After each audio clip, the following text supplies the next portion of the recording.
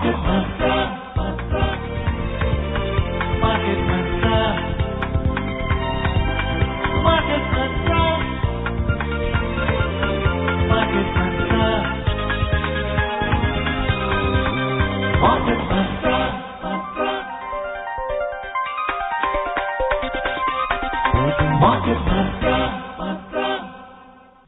evening, listeners, and welcome to this Saturday evening edition of Market Mantra, the program which gives you a complete roundup of all that's happening in the world of economics, business, and the stock markets. And as you know, we'll be taking phone calls on any queries that you may have on economic, business, and stock market matters.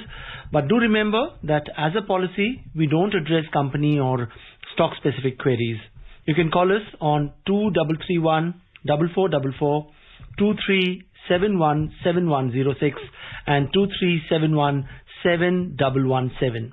If you're calling from outside Delhi, please prefix the STD code that's 011 before the numbers. I'm Ranga Bashim and with me is my co-anchor in Hindi, Sonu Sood. धन्यवाद रंगा। नमस्कार श्रोताओं, market मंत्र में आपका स्वागत है। रोज की तरह आज भी हम ताजा आर्थिक खबरें आप तक लाएंगे। आज शनिवार है श्रोताओं, और प्रत्येक शनिवार की तरह हम आपके प्रश्नों को सीधे प्रोग्राम में शामिल करेंगे। आप हमसे आर्थिक, व्यापारिक और शेयर बाजार से जुड़े किसी भी मुद्दे पर सवाल पूछ सकते हैं, परंतु याद रखिएगा कि हम किसी विशेष कंपनी या स्टॉक के बारे में जानकारी इस कार्यक्रम में नहीं दे पाएंगे। प्रश्न पूछने के लिए हमारे सीधे नंबर है 23314444, 23717106 और 23717117। दिल्ली से बाहर के श्रोता इन नंबरों से पहले एसटीडी कोड 011 भी डायल करें। आपके प्रश्नों का उत्तर देने के लिए आज कार्यक्रम में आमंत्रित हैं वरिष्ठ आर्थिक विशेषज्ञ शरद कोहली। शरद जी नमस्कार, मार्केट मंत्र में आपका स्वागत है। नमस्कार सोनू, नमस्कार रंगा और सभी श्रोताओं को मेरा हार्दिक अभिनंदन। और अब सबसे पहले हेडलाइंस के साथ रंगा भाष्यम। Thank you, Sonu. The top stories. Benchmark indices logged gains more than 1% during the week ended yesterday. Sensex ends above 60,600, while the Nifty settles above 18,000 level. And three major US stock indices post gains yesterday.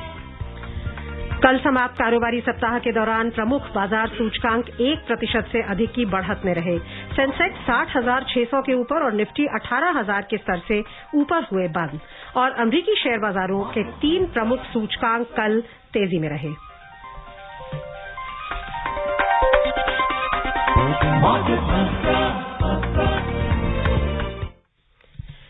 कल समाप्त सप्ताह के दौरान प्रमुख सूचकांक 1% से अधिक की बढ़त में रहे। वैश्विक बाजारों से संकेत सकारात्मक रहने से निवेशकों की धारणा को बढ़ावा मिला। सेंसेक्स 60,600 के ऊपर और निफ्टी 18,000 के महत्वपूर्ण स्तर से ऊपर बंद हुए। सप्ताह के दौरान सेंसेक्स 1.03% की तेजी से कुल 619 अंकों की भारी बढ़त दर्ज करता हुआ 60,687 पर बंद हुआ।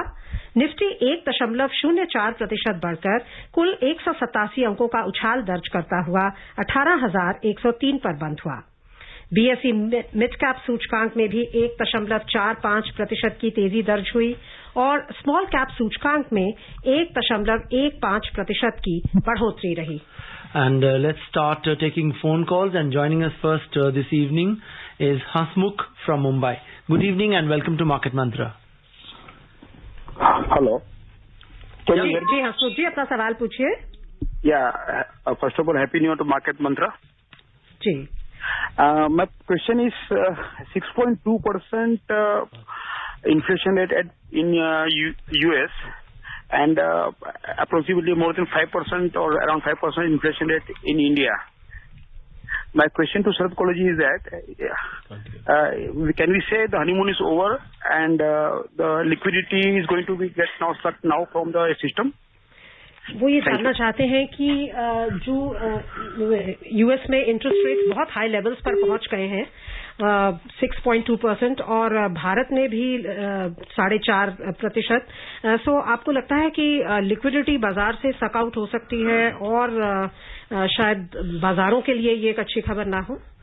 जी हाँ हसमुख जी, इनफैक्ट अगर आप यूएस में जो बॉन्ड बाइंग की टेपरिंग डाउन देख रहे हैं जो कि इस महीने से शुरू होने जा रही है, आपको पता ही होगा $15 बिलियन का फेड ने फैसला किया है उसको उसको हर महीने टेपर डाउन करने का, जो वो $120 बिलियन प्रति माह की बाइंग कर रहे थे, उसको $15 बिलियन, तो लिक्विडिटी सक करने का प्रोसेस तो शुरू हो ही चुका है। अगर कुछ हफ्ते पहले आपने रिजर्व बैंक ऑफ इंडिया के जो गवर्नर साहब हैं शक्तिकांत दास जी, अगर उनकी प्रेस कॉन्फ्रेंस सुनी हो, उसमें उन्होंने ये संकेत दिए कि इंडिया में अब लिक्विडिटी ओवरहैंग करीब 13 लाख करोड़ का है। तो जब इतना ज्यादा ओवरहैंग होता है तो लाजमी बात है थोड़ी सी लिक्विडिटी तो स्टक होगी। जी हाँ, कुछ समय के लिए हम देखेंगे, क्योंकि लिक्विडिटी ड्रिवन ये बुल रन था, तो कुछ समय के लिए हमें दिखेगा कि मार्केट शायद रिएक्ट करे, पर over a period of time Hasmukh ji वो सेटल हो जाएगा। जी हाँ, कुछ समय के लिए आपका अंदेशा ठीक है, स्टॉक मार्केट पे उसका रिएक्शन हमको बिल्कुल देखने को मिलेगा, इसमें कोई दो राय नहीं है। और अब अगली कॉलर है किशनगंज से जावेद, आपका स्वागत है, सवाल पूछें। Good evening madam. Good evening Madam, I have a query. That query I suppose that I income from tuition. Okay, so in that case, which ITR return I have to file? And the second question is, suppose that a trader sell and purchase holding 2 or 3 days. So in this case, which ITR title I have to file the return? Yes, sir, sure. Okay, Javed bhai, in case you've got income from tuitions, so there are two ways of showing this. Income from tuitions is treated, there are two schools of thought, but the school of thought is determined by the facts of the case. So some people show it as income from other sources, where you have your main income is something else, but you're also doing tuitions along with. If doing tuitions is your main stream of business, then I think you will have to show it as income from profit and gains from business and profession, which is called PGBP. In that case, you prepare a small profit and loss account. You can even charge your expenses, but you can charge income from other sources also. The second part of your question was that in case you've got income from capital gains, or sorry, you're keeping it for 2-3 days, which is called as trading. So this is categorized, Javed bhai, as income from business and profession as well. And this is speculative business, which you're trading in F&O, because you're holding it for short term and selling. I hope. But if you're doing delivery-based trading, that is, you're taking delivery in your demat account and selling it, then it will have to go in the short-term capital gain. But if you're not taking delivery, you're trading in futures and options, then it is income from business and professions, when you will have to use ITR 2 if it is short-term capital gain, or ITR 3 if it is profit and gains for business professions. So since you've got tuition and this both, I would say on the basis of my answer, you can choose either ITR 2 or ITR 3. If you've got further doubts, please feel free to call us another time. Right, let's take our next caller, one of our fairly regular callers on the show, SPS Jain. I think there is some technical issue. We'll try and get back to him during the course of this program. Sharad ji, consumer price index, इससे पहले कि हम आपसे consumer price index के बारे में बात करें, हमारे साथ जुड़ गए हैं दिल्ली से भारत भूषण। भारत भूषण जी, आपका स्वागत है, सवाल पूछिए। जी सोनू मैम नमस्कार। आज के हमारे विशेषज्ञ कौन है सर? सुन नहीं पाया था शुरुआत में। शरद कोहली मेरा नाम है। भारत अच्छा कोहली, हाँ कोहली सर नमस्कार सर। नमस्कार भारत भूषण। सर हाँ सर, मैं ये पूछना चाहता था, F&O से रिलेटेड ही क्वेश्चन है। जी बताइए। जो हमें सुनने में आता है, जैसे कि किसी भी स्टॉक का F&O बैन पीरियड में आ गया, या 95% जो कहते हैं, जो भी है वॉल्यूम वगैरह। जी जी। तो इसमें होता क्या है सर? बेसिकली अगर हम मान लो आज 95% में आ गया कोई मार्केट बैन में, F&O बैन में, तो क्या उस स्टॉक में हम खरीद बेच कर सकते हैं? इसमें भारत भूषण जी होता है F&O बैन में, बिल्कुल आपने ठीक कहा, जब बहुत ज्यादा वॉलेटिलिटी, बहुत ज्यादा उस पर स्पेकुलेशन होने लगता है, तो स्टॉक एक्सचेंज उसको F&O बैन में ले लेता है। जब वो देखते हैं इसमें बहुत ज्यादा स्पेकुलेटिव एक्टिविटी बढ़ रही है, उसमें ये होता है कि जब उसकी एक्सपायरी होती है, तो उस एक्सपायरी से पहले जो आपने कॉन्ट्रैक्ट लिया होता है उसमें आप एग्जिट तो कर सकते हैं, पर आप फ्रेश पोजीशन क्रिएट नहीं कर सकते। तो ध्यान से सुनिएगा, आपने अगर पोजीशन ली हुई है कि नहीं, तो ऐसे तो लोग जिन्होंने F&O की पोजीशन एक्सपायरी तक ली होती है वो फंस जाएं, वो तो जब तक बैन हटेगा नहीं वो उसमें से निकल, तो उसमें से आप निकल तो सकते हैं। मतलब मान लीजिए आपने फ्यूचर परचेज किया हुआ है, तो आप सेल करके एग्जिट कर सकते हैं, पर आप कोई F&O बैन में जब होता है तो नई पोजीशन भारत भूषण जी उसमें क्रिएट नहीं कर सकते। तो मैं उम्मीद करता हूं कि आपको अब क्लियर हो गया होगा। आगे से आप जब किसी को F&O बैन में देखेंगे, अगर आपके पास वो स्टॉक है, तो आपको निकलने का मार्ग हमेशा खुला रहता है। जी। And let's take our next caller. We are now joined by Ratnakar from Mumbai. Good evening and welcome to Market Mantra. Hello, good evening sir. Yeah, go ahead. Put your question. हाँ, मेरा सवाल है कि last week में तो unpredictable share market का movement दिखने मिला जी। फ्राइडे तो वो 700 पॉइंट से ऊपर था जी। तो ये शेयर मार्केट का ये जो मूवमेंट है ये ऐसे ही देखने के लिए मिलेगा क्या? और उसमें मेरा सवाल है कि अभी रिटेल जो इन्वेस्टर है उन्होंने जो प्रॉफिट वाले शेयर थे वो लेके बाहर पड़ना चाहिए। जी बिल्कुल रत्नाकर जी, आपका सवाल बहुत दुरुस्त है। और वैसे तो मैं हंसी मजाक में बोलता हूँ वो शेयर मार्केट ही क्या जो ऊपर नीचे ना जाए, फिर उसमें मजा ही नहीं आएगा फिर तो काम करने का। पर हाँ चलिए, मजे की बात अलग है, यहाँ पैसे कमाने और गंवाने की बात होती है। जी हाँ, अभी इसका स्पेकुलेटिव ही लगेगा, अभी ये आपको वॉलेटाइल ही दिखेगा, क्योंकि जो अंतर्राष्ट्रीय स्तर पर कुछ पैमाने होते हैं जिसके आधार पर हम मेजर करते हैं, इन्फ्लेशन के फिगर्स हैं, डॉलर इंडेक्स है, बॉन्ड यील्ड है, गोल्ड की प्राइसेस है, क्रिप्टो करेंसी की प्राइसेस है, वगैरह वगैरह बहुत सारे अब तो पैमाने नए नए भी बन गए, आखिरी के 2 तो नए पैमाने बने हैं। तो इसको देखते हुए मार्केट वॉलेटाइल ही रहेगा। यहां से मार्केट, अब आपको अगर मैं इसको बहुत संक्षिप्त रूप से कहूं तो आप ऐसा समझिए कि जो आपने ये 8 से 18,000 तक का राइड देखा, बुल रन देखा पिछले मार्च अप्रैल से लेके अब तक, वो शायद आपको अब अभी इमीडिएटली देखने को ऐसा नहीं मिले। तो मार्केट एक रेंज में रहेगा, बहुत चॉपी रहेगा, मतलब कभी ऊपर कभी नीचे, को अच्छी खबर आ गई तो ऊपर, ऐसे ही जो वन डायरेक्शन मूव आपने देखा है पिछले 1.5 साल में, वो शायद आपको अभी कुछ समय तक देखने को ना मिले, अनलेस की कोई बहुत ही अद्भुत घटना घट जाती है, कोई बहुत अद्भुत खबर आ जाती है तो अलग बात है। पर ये आपको अभी ऐसे ही वॉलेटाइल दिखेगा। तो जब डिप्स आए तभी आप लीजिए। आप बहुत रेगुलर श्रोता भी हैं और आपकी बातों से ऐसा लगता है कि आप बहुत रेगुलर इन्वेस्टर भी हैं, आप ड्रिबल करते हैं काफी। तो जब जब डिप आए तो आप एंटर करिए और बहुत क्लोजली मार्केट को और अंतर्राष्ट्रीय पैमानों को, पैरामीटर्स को वॉच करके चलिए आप। और वो आई थिंक प्रॉफिट बुकिंग के बारे में भी पूछना जी, प्रॉफिट बुकिंग तो हमेशा ही, मैं तो प्रॉफिट का दोस्त हूं, या प्रॉफिट मेरा दोस्त है, और मैं तो हमेशा इस फेवर में रहता हूं कि money in the bank is better than money in the books. आपके पास जो प्रॉफिट आ गया, मैं तो उसको प्रॉफिट मानता हूं। जो खाली कागजों पे प्रॉफिट है वो तो पता नहीं कब उड़ जाए वहां से मार्केट। तो इसलिए प्रॉफिट हो रहा है तो आप बुक करके चलिए। मैं तो बहुत हफ्तों से यही बात बोले जा रहा हूं, और उसको कमाइए और कुछ पार्टी वार्टी लड्डू वड्डू बांटिए, और फिर उसके बाद जब दोबारा डिप करे तो आइए आप जी। अब फिर से हमारे साथ जुड़ गए हैं एसपीएस जैन जी ग्रेटर नोएडा से। बहुत बहुत स्वागत आपका, सवाल पूछे। नमस्कार जी, और शायद कोहली जी को भी मेरा बहुत बहुत नमस्कार। नमस्कार जैन साहब। पिछले सवाल के मैं आधा जवाब तो मुझे मिल गया, जो भी आपने वॉलेटाइल के बारे में बताया जी। वर्षा अच्छी हुई है मानसून की, कोरोना भी अंडर कंट्रोल है जी। इस दिवाली पर गोल्ड की बिक्री भी रिकॉर्ड हुई है बताते हैं, ऑटोमोबाइल भी बहुत अच्छे हैं जी। तो अब जीएसटी कलेक्शन भी टॉप पर है जी। तो ऐसे सिचुएशन में मार्केट वॉलेटाइल क्यों है?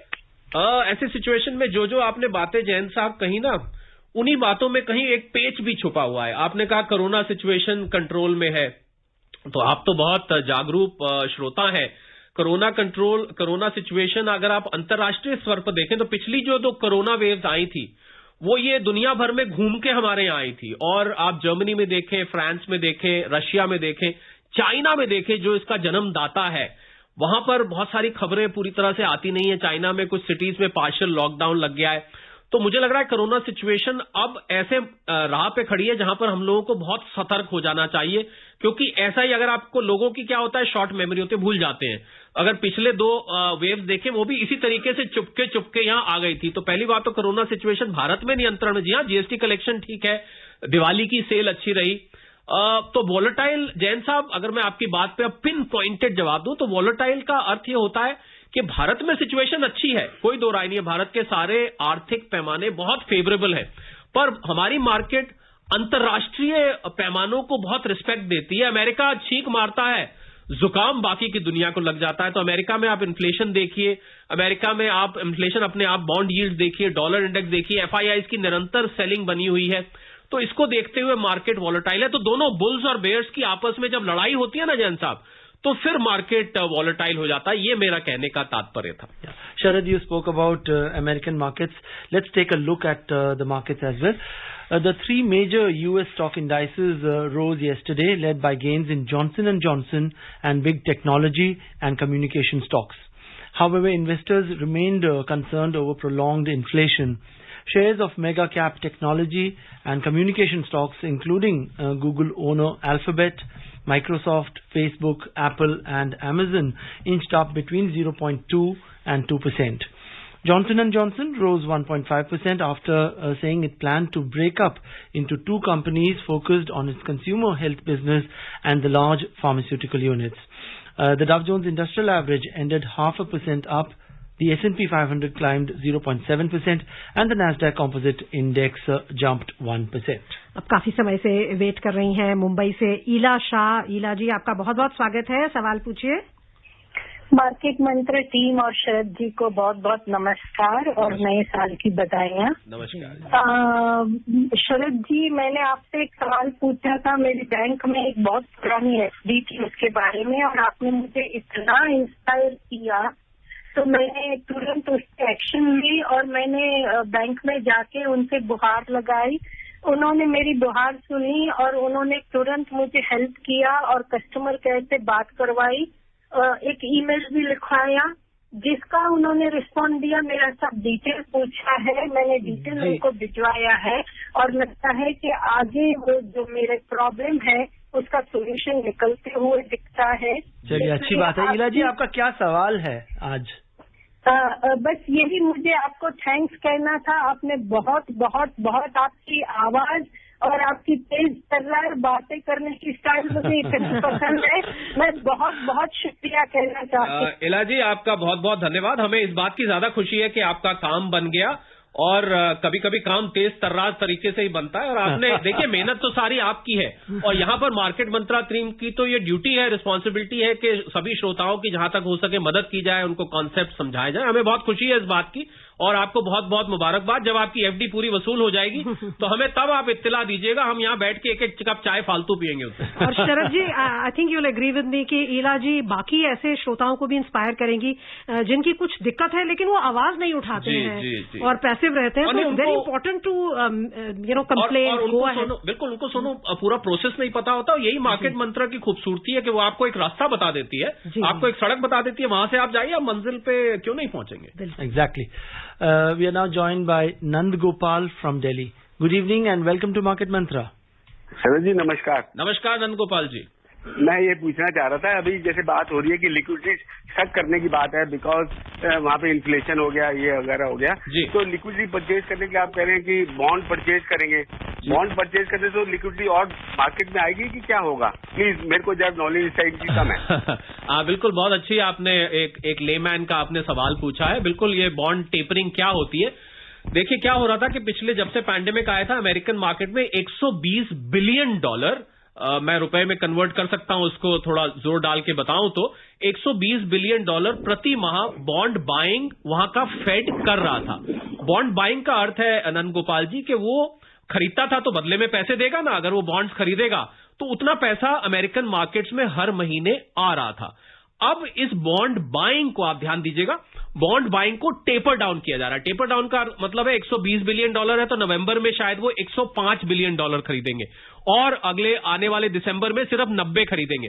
कहने का मतलब यह है, जो वो बाइंग कर रहे थे उसकी मात्रा घटाई जाएगी, तो जो पैसा मार्केट में फेड डाल रहा था वो पैसा अब कम डलेगा। लिक्विडिटी सक करने से ये अर्थ हुआ। मैं उम्मीद करता हूं अब आपको समझ आ गया होगा। अगर फिर भी नहीं आया होगा, आप बिल्कुल, आप तो बहुत हमारे प्रिय श्रोता, मेरे ख्याल दिल्ली यूनिवर्सिटी से हैं नंद गोपाल जी, जहां तक मुझे याद आ रहा है, तो आप दोबारा पूछिएगा, हमें बहुत खुशी होगी आपको और इस पे विस्तार से बताने पे। और लोग लाइन पे लगे हुए हैं तो उनका भी नंबर आना चाहिए। चलिए मुंबई चलते हैं, जहां से गुरुनाथ जी हमारे साथ हैं। नमस्कार, सवाल पूछिए।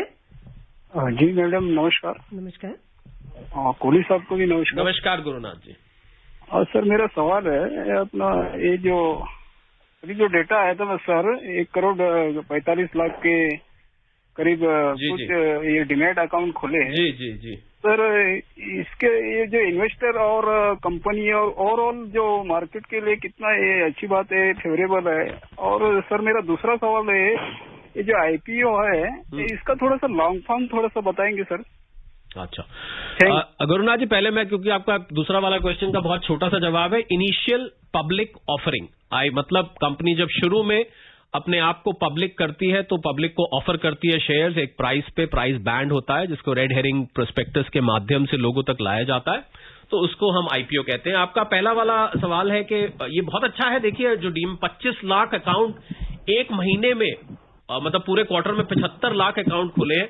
मैं समझता हूं किसी भी अर्थव्यवस्था के लिए लोगों का शेयर मार्केट से जुड़ना बहुत एक हेल्दी साइन होता है। और भारत में आप देखेंगे अभी पीछे पैंडेमिक के बाद ये एकदम से बूम आया, उससे पहले बहुत कम लोग शेयर मार्केट में, कोई सट्टा बोलता था, कोई इसको बोलता था बहुत रिस्की है, कोई कहता था ना ना ना ना भैया हमारे लिए नहीं है ये। और ये लोगों का जुड़ना ये बता रहा है कि हमारी स्टॉक मार्केट अमेरिकन मार्केट्स की तरह या किसी विकसित देश की मार्केट की तरह इवॉल्व कर रही है, मैच्योर कर रही है, बहुत हेल्दी है। मैंने तो अभी दोपहर के प्रोग्राम में भी रंगा और सोनू साथ में थे, मैंने बोला था कि ये किसी भी मार्केट के लिए बहुत एक हेल्दी साइन है और लोगों का जुड़ना अपने आप में एक संस्था बनता जा रहा है। रिटेल इन्वेस्टर खुद एक इंस्टीट्यूशन बनते जा रहे हैं, बहुत हेल्दी साइन है। आप इस पे हमारे और आपके लिए खुश होना चाहिए हमको जी। Well, joining us next is Gopal again from Mumbai. Good evening, and what's it that you'd like to talk about? जी सर, मार्केट में नमस्कार सर। मेरे 2 सवाल है, लेकिन मैं सवाल के जवाब आपके रेडियो पे सुनूंगा, तो मेरे सवाल पहले सुन लीजिए तो मेहरबानी होगी। पहला सवाल है, एक SBI का जो एक कंपनी है उसका लिक्विडेशन कोर्ट में पिछले 13 साल से ट्रेडिंग बंद है और लिक्विडेशन कोर्ट में अटका पड़ा है। अगर SBI का अगर शेयर देखेंगे तो लाइफ टाइम हाई पे, तो वो शेयर को लिक्विडेशन कोर्ट में से क्यों नहीं उसको, ये जब उसको इतना प्रॉफिट है तो SBI का शेयर लिक्विडेशन कोर्ट में कैसे अटका पड़ा है, पहले इसके बारे में बताइए। दूसरा सवाल ये है कि जो सर ये मेरे पिताजी तो अभी है नहीं, उन्होंने 2 कंपनियों में शेयर में फिक्स डिपॉजिट पैसे लगाए थे जी। 5 साल से सर वो एक लिक्विडेशन कोर्ट में एक अटका पड़ा है, पैसा नहीं, कुछ रिप्लाई नहीं आता है। दूसरा NCDL में पड़ा है FD का जी। सर कोई 3 साल से ये कोविड की वजह से तो कुछ भी अभी तो जवाब ही नहीं आता है सर, ना लिक्विडेशन कोर्ट से ना इसका फिक्स डिपॉजिट। पूरे फैमिली के नाम पे मेरे पिताजी ने थोड़ा अमाउंट रख दिया है जी। 5 साल से ना पैसा आ रहा है ना इंटरेस्ट आ रहा है, हम लोग तो बहुत परेशान है सर, क्या कहते हैं। देखिए गोपाल जी, हमें बहुत खेद है पहले तो कि आपकी मेहनत की कमाई और सारी उम्र की कमाई आपने किसी कंपनी पे विश्वास किया और उसने आपका FD का पैसा, और देखिए हम SBI की कोई कंपनी है, हम या कंपनी विशेष का गोपाल जी जिक्र नहीं करते हैं, उसके बारे में हम टिप्पणी नहीं करते हैं क्योंकि, और वैसे भी SBI का सार्वजनिक क्षेत्र की, हो सकता है उस कंपनी के साथ कोई दिक्कत हो, पर ये ऐसे जो मामले होते हैं कंपनी के और आपका FD में जो पैसा फंसा हुआ है, ये मामले इसको NCLT आजकल देखता है। और पीछे आपने ठीक कहा पिछले 1-1.5 साल से, क्योंकि वो एक तरह का कोर्ट है, तो 1-1.5 साल से कोर्ट की जो फंक्शनिंग थी वो बहुत नॉर्मल नहीं थी। वर्चुअल कुछ कोर्ट्स चल रहे थे, पर बहुत सारे कोर्ट्स में वर्चुअल संभव भी नहीं होता है, वहां पर कागजी document evidence face to face जिरा करनी होती है जो नहीं हो पाती है, तो इस वजह से थोड़ा स्लो था, पर अब धीरे धीरे लाइन पे आ रहा है। तो मैं आपको सलाह ये दूंगा गोपाल जी कि आप NCLT में जाकर, जो भी आपके एरिया के NCLT हैं, आप ऑनलाइन भी देख सकते हैं, पर अगर आप फिजिकली विजिट करें, वहां जाके आप दोनों मैटर्स का स्टेटस लीजिए कि इनकी लिक्विडेशन का NCLT के पास अभी कहां तक पहुंचा है। आप वहां पर एक दरख्वास्त भी दे दीजिए कि मैं ऐसे ऐसे इससे पीड़ित हूं, इफेक्टेड हूं, इसकी जल्दी सुनवाई की जाए और इसकी जल्दी लिक्विडेशन की जाए। हम उम्मीद करते हैं और प्रार्थना भी करते हैं कि आपकी मेहनत की कमाई आपको जल्दी जिस भी रूप में मिले, जरूर मिले जी। और अब हम स्वागत करना चाहेंगे भूपेंद्र जी का, जो रेवाड़ी से हमें फोन कर रहे हैं। नमस्कार, सवाल पूछें। नमस्कार, मैं पहले तो धन्यवाद देना चाहूंगा इतनी जानकारी देने के लिए इस प्रोग्राम का। मेरा क्वेश्चन ये था कि मेरा कुछ PF का पैसा मैंने भी निकलवाया है जी, एंड उसको मैं कहाँ इन्वेस्ट करूँ, क्योंकि PF का पैसा मैंने इसलिए निकलवाया था कि वो ट्रस्ट में ट्रांसफर हो रहा था ऑनलाइन जी। सो एक तो उस पर टैक्स लगेगा कि नहीं वो पूछना था जी, दूसरा उसको किस जगह पे मैं अच्छे से इन्वेस्ट करूं, ये मेरा क्वेश्चन जी। अगर भूपेंद्र जी, अगर तो ये रिकॉग्नाइज्ड प्रोविडेंट फंड नहीं है जिसको हम RPF कहते हैं, अगर वो नहीं है, अगर प्राइवेट ट्रस्ट है तो वो टैक्सेबल तो होता है, इसमें कोई दो राय नहीं है। हालांकि 5 साल तक आप रखते हैं और ट्रस्ट अगर रजिस्टर्ड है तो ये तो देखना पड़ेगा आपको कि ट्रस्ट अगर रिकॉग्नाइज्ड ट्रस्ट है तो 5 साल के बाद निकाला है तो टैक्सेबल नहीं होगा, पर अगर अनरिकॉग्नाइज्ड ट्रस्ट है तो वो टैक्सेबल होगा, इनकम फ्रॉम अदर सोर्सेज में जोड़ा जाएगा, आपके स्लैब में वो जाके जुड़ जाएगा, जिस भी स्लैब में आप होते हैं उसमें आ जाएगा। जहां तक बात है कि इसको कहां निवेश किया जाए, मैं मानता हूं और मेरे ख्याल सोनू और रंगा भी मेरी बात से एग्री करेंगे कि प्रोविडेंट फंड निहायत ही मेहनत की सेविंग्स होती है। सारी उम्र आप अपनी तनख्वाह से जो कट कुटा के आपको मिलती है, वो कट के आप ये उम्मीद करते हैं कि जमा हो गई, चलो हमारी सेविंग्स, तो मेहनत की है, तो इसलिए उसके साथ जोखिम नहीं उठाना चाहिए। तो मैं आपको सलाह दूंगा कि आप इसको तोड़ के लगाएं, थोड़ा आप अपना बैंक FD में रखें जहां आपको लिक्विडिटी मिलती है, पोस्ट ऑफिस की FD, या भारत सरकार ने अभी हाल में 10,000 से ऊपर इन्वेस्टमेंट रिटेल में गवर्नमेंट सिक्योरिटीज में खोलिए। अब तो हम वो भी एक निवेश की ऑप्शन लेके अब लोगों को सलाह दे रहे हैं।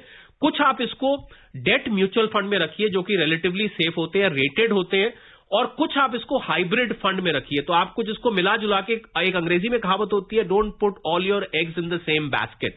तो इसको आप एक ही जगह ना रखें, पहली ये सलाह है। दूसरा, आप इसको फैला फैला के, पर एक चीज का आप ध्यान रखें जहां भी निवेश करें कि ये बिल्कुल सेफ होना चाहिए, क्योंकि प्रोविडेंट फंड के पैसे के साथ जोखिम नहीं उठाना चाहिए। तो मैं आपको सीधा शेयर मार्केट में, अगर आप मेरे से ये सुनना चाह रहे हैं तो शायद मैं ये सलाह शुरू में ना दूं, आप कुछ सीख लें, उसके बाद आप थोड़ा थोड़ा पैसे से ड्रिबल कर सकते हैं। जी, Ajay joins us next from Delhi.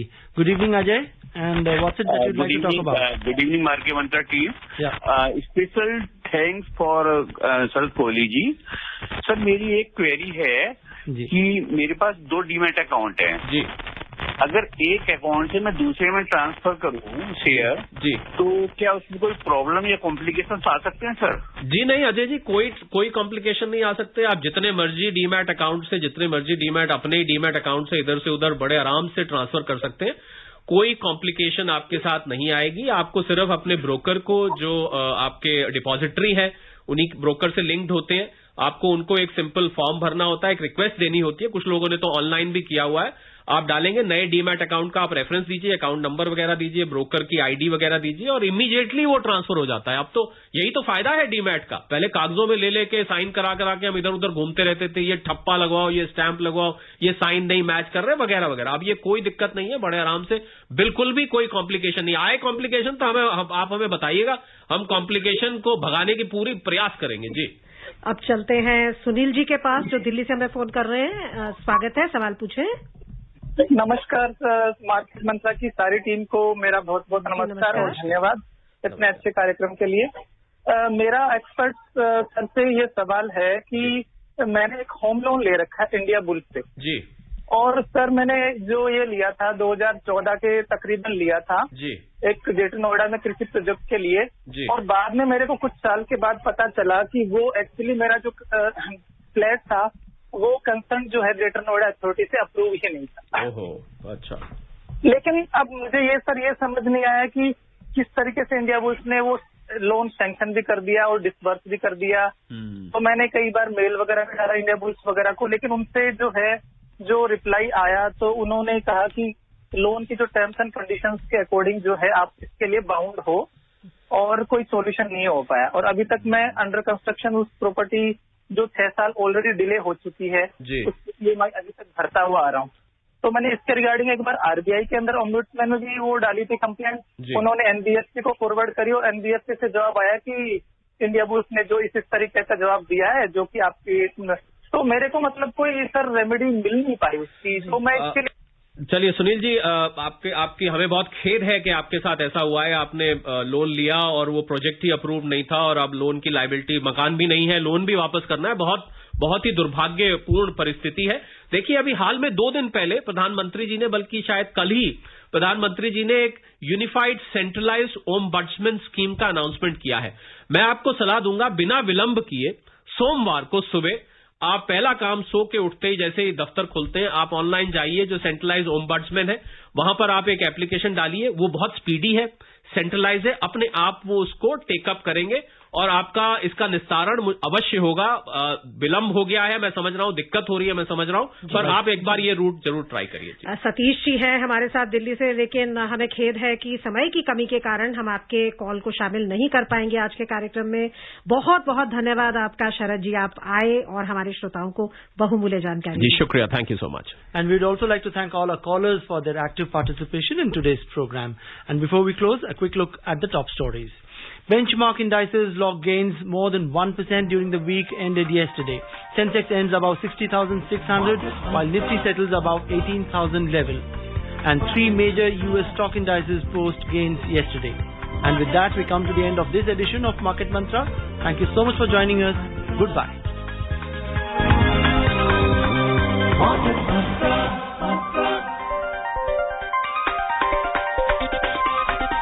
Market Mantra.